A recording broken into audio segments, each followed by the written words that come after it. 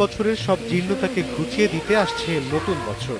প্রকৃতি থেকে শুরু করে চারুকলার অঙ্গন সবখানেই সেই বর্ষবরণের প্রস্তুতি।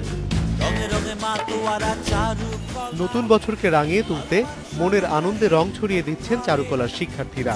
যেন জীবন্ত হয়ে উঠছে মুখোশগুলো, প্রাণ পেয়ে যেন পাখা মেলতে চাইছে কাগজের পাখিরা। আমাদের এই ডিপার্টমেন্টটা মেইনলি হচ্ছে পাখির, যেখানে বিভিন্ন ফর্মের পাখি তৈরি করা হয়।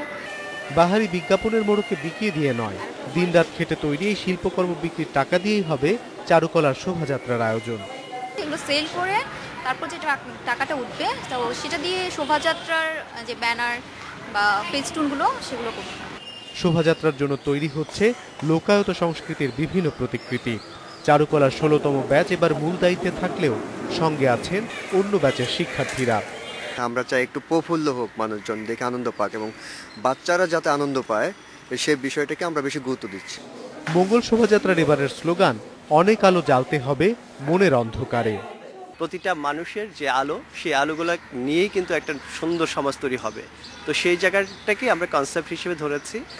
শোভাযাত্রার বিভিন্ন মোটিভে থাকছে মৌলবাদ, সন্ত্রাস ও অশুভের বিরুদ্ধে রুখে দাঁড়াবার আহ্বান। জাতীয় জীবনে নানা হতাশা এবং রাজনৈতিক সংঘাতময় পরিস্থিতিতে বাংলা বছর ১৪২১ পার হতে যাচ্ছে।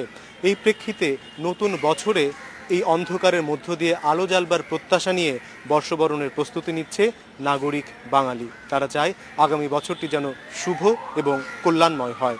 অনিমেষ কর, ইন্ডিপেন্ডেন্ট নিউজ, ঢাকা।